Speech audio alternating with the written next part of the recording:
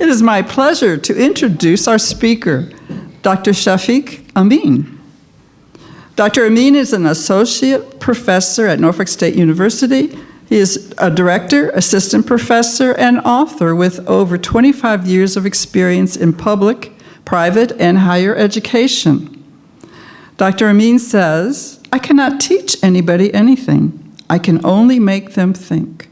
Your mind is the window to the future."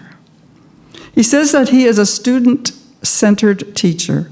He looks at the student from a holistic perspective and creates strategies to help the individual become successful in class and in life. Great students are a reflection of knowledge passed on by the instructor, and he has helped many teachers and administrators to develop their skill in their particular areas of helping students. Let us give a warm welcome to Dr. Ameen.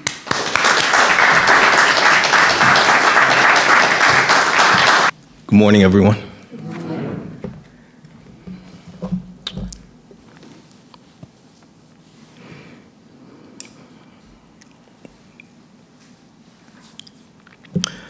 A mother was outside tending to her garden when she heard a loud thump and a cry. She ran to find her 4-year-old son at the bottom of the stairs in the garbage. She found out that he had jumped from the top of the stairs trying to fly like Peter Pan. After a long talk about reality versus make-believe, the mother walked away convinced she had gotten her point across. That was until she heard her son whisper, "Next time, I have to use more pixie dust." So the title of the talk today is Perfectly Imperfect. To me, this is an apt description of parenthood. Parents were never, ever meant to be perfect.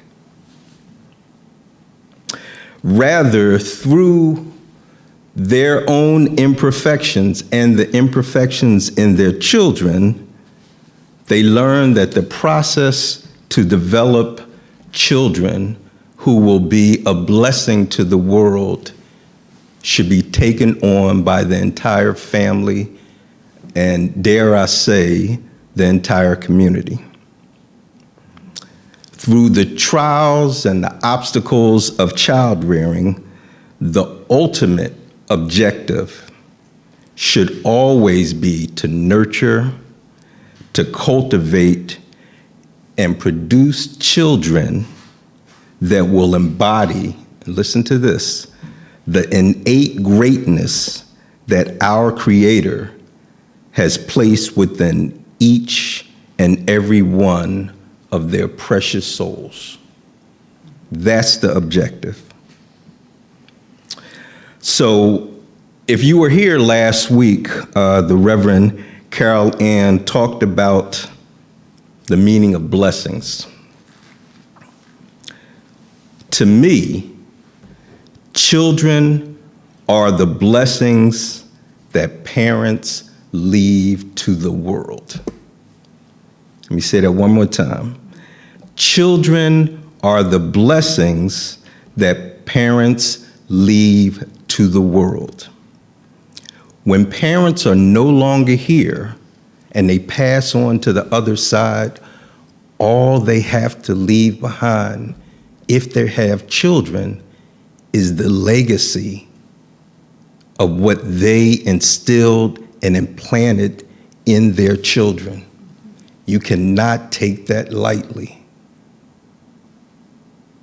Children allow the world to continue to advance, and as we get older, all we can give is guidance and wisdom, but our children are the ones that go out into the world and continue to allow it to develop in a way that is pleasing to God. I love to go to various places of worship. One of my favorite places to go is to the temple. So I like to be around my Jewish brothers and sisters. And in the Torah, it states there are 3 partners in parenthood. 3 partners. The first partner is the Holy One of Blessing, or God, some people say Spirit. And then the Father, and then the Mother. It's always 3. God, Spirit, the Creator, always has to be in that formula, and it has to be number 1. When you think about those 3 entities, those 3 entities will allow a child to develop with a spiritual presence, but also the focus that their life skills will be harnessed and developed by the parent. Following that, it states that the Holy One of Blessings said, and this is in the Torah, to the ones who honor their parents, I rest over them as if they were dwelling in my honor. So God looks at parenthood and the ability to be amazing parents as a collaborative effort. I always like to talk to parents and let them know you should never forget that God chose you to be parents. He didn't choose the children to take you in as their parents. God chose you. He blessed you with an empty vessel. And your job as a parent is to pour into that vessel love, compassion, morals, values. And those ingredients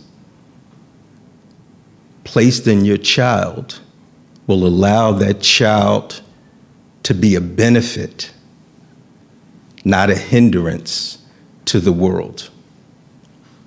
You have to understand the importance of that legacy, and it should be one that we look at often.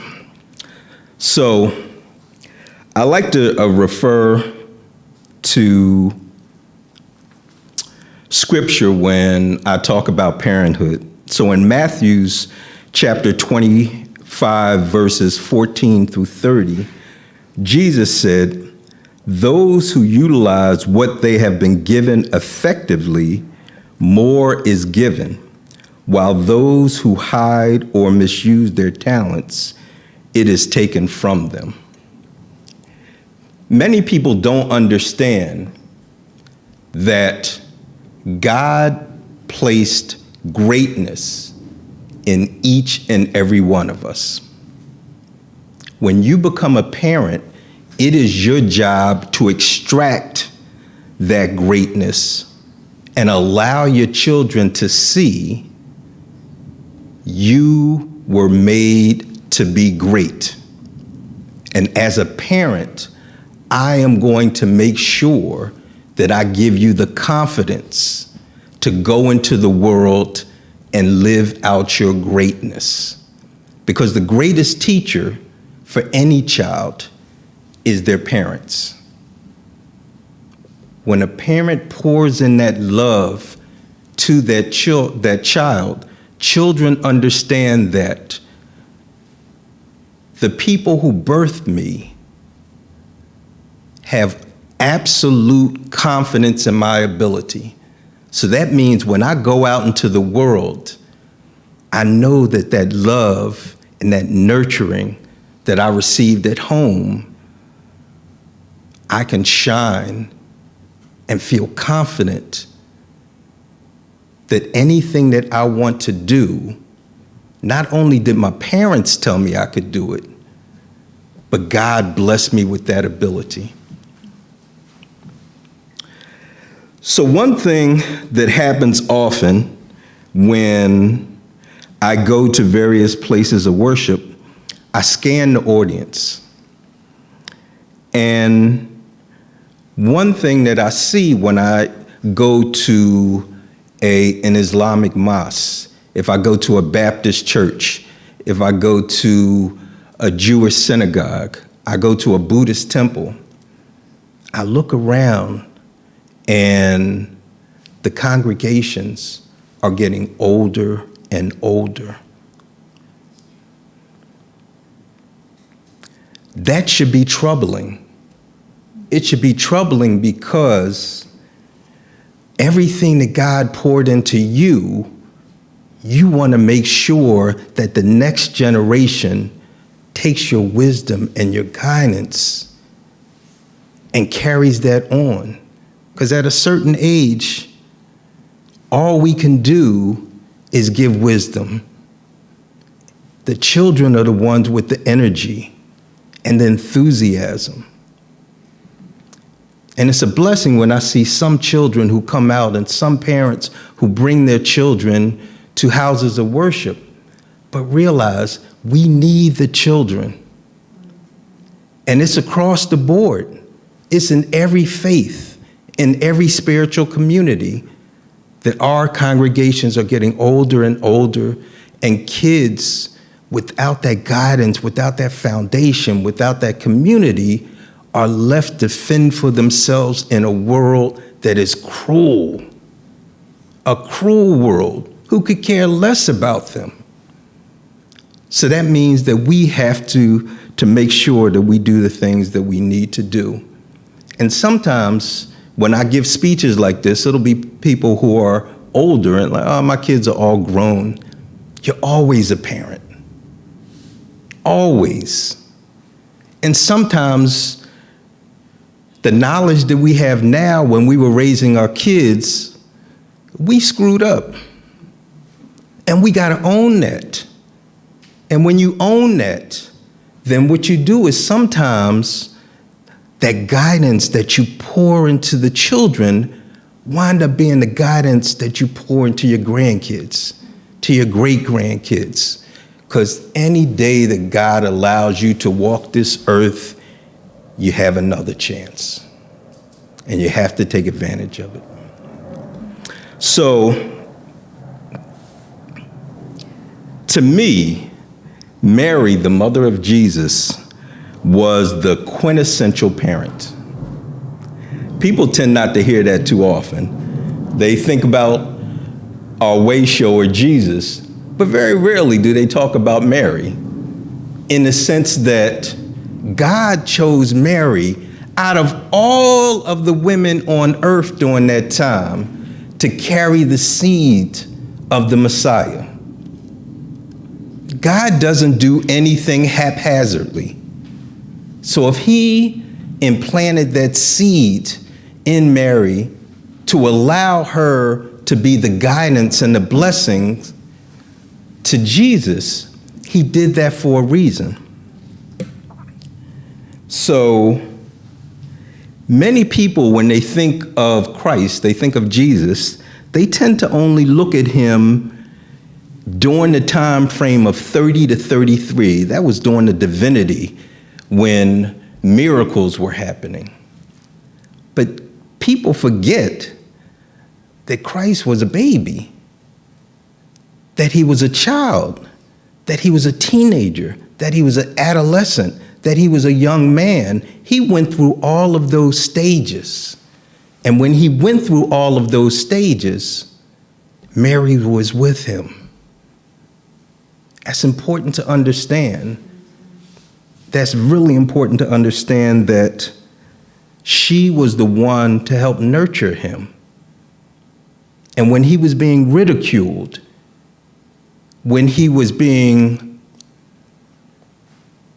made fun of on a regular basis, when people questioned his divinity, she always stood tall.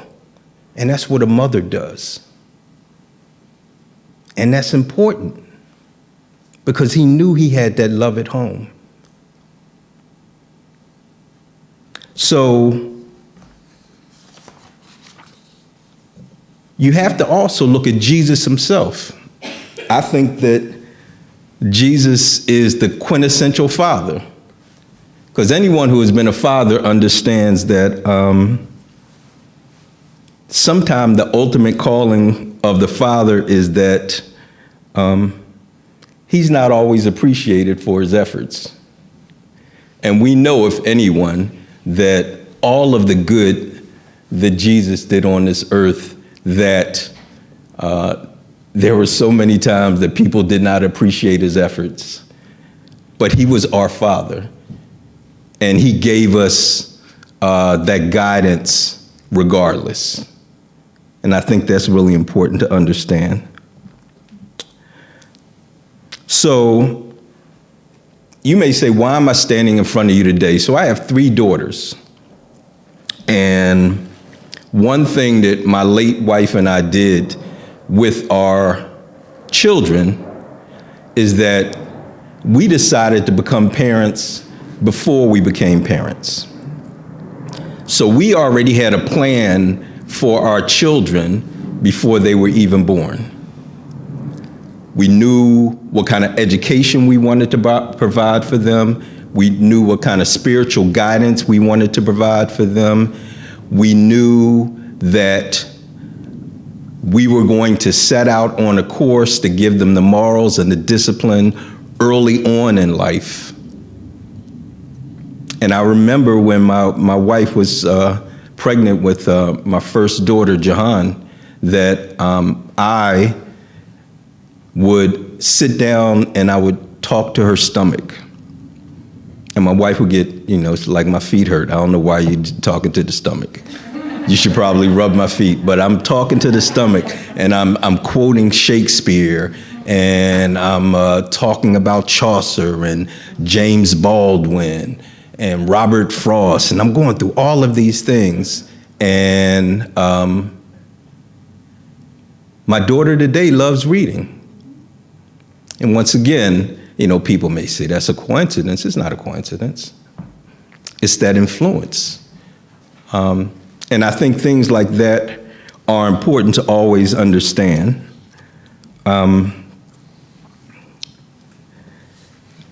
One thing, and I'll start closing this up, one thing I want people to understand is that when you look at the ills that we have in society, when you see the rampant violence that we have, the proliferation of guns, you see the antisocial behavior that is increasingly happening with kids at a younger and younger age. All of those things go back to parenting. When you instill in your children those great things, those values that they need in order to go into the world, that they will make mistakes, but they always have that foundation, and they will always come back to what they feel comfortable with. And that's the guidance that they received from their parents.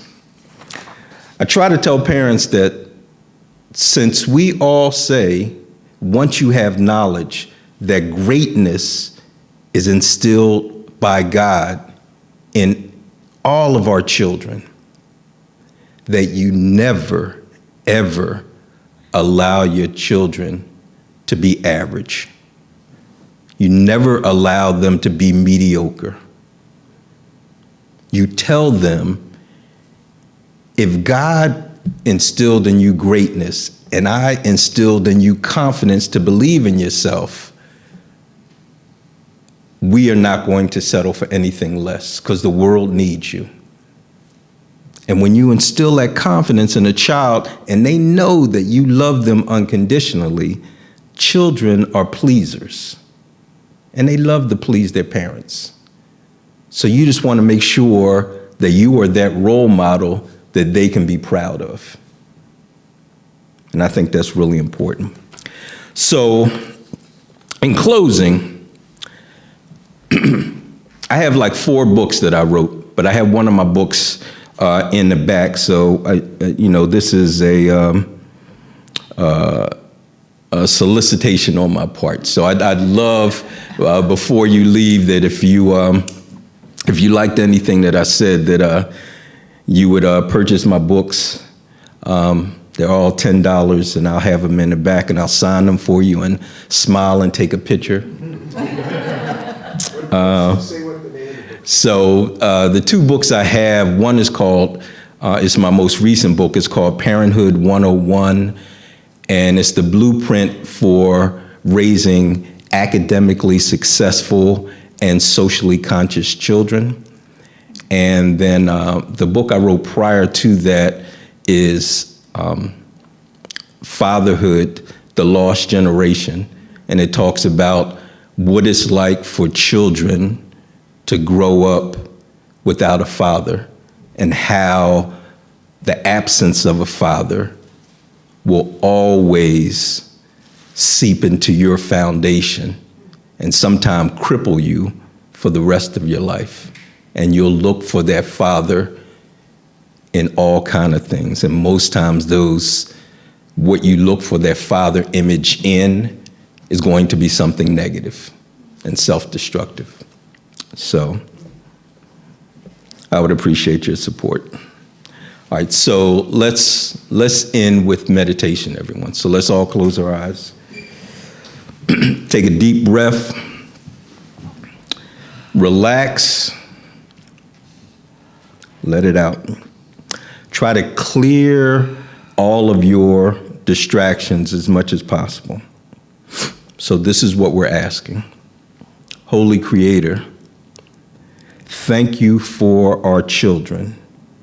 We know that they are a gift from you. You have placed greatness and special talents in each and every one of their precious souls. We need your strength and wisdom daily to train them in the ways that they should go.